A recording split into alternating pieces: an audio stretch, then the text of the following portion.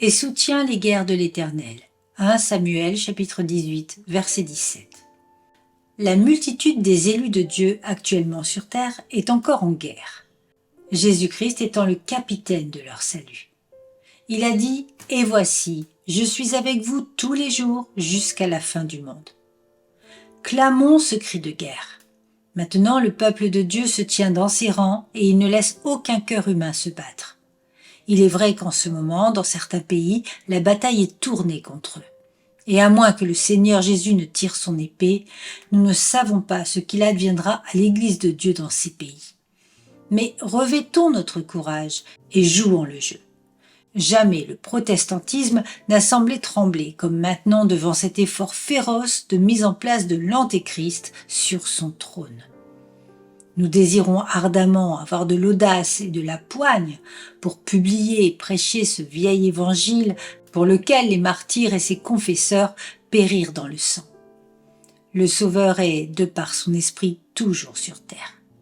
Que ceci nous encourage. Il est même au centre du combat dont l'issue ne fait pas de doute.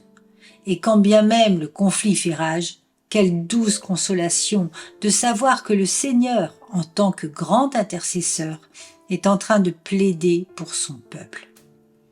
Ô toi, qui as le regard anxieux, ne regarde pas tant vers la bataille ici-bas, où tu risques d'être enfumé et surpris en vêtements roulés dans le sang. Mais lève les yeux là où le Sauveur vit et plaide. Tant qu'il intercède, il n'y a pas lieu de s'inquiéter. Ne nous battons pas comme si tout en apparence semblait ne dépendre que de nous-mêmes.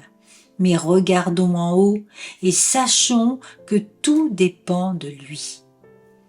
Maintenant, par les lys de la pureté chrétienne et par les roses du rachat de notre Sauveur, par les chevreuils et les biches des champs, nous vous chargeons, vous qui aimez Jésus, de vous engager dans la guerre sainte, pour la vérité et la droiture, pour le royaume et la couronne de joyaux de votre Maître.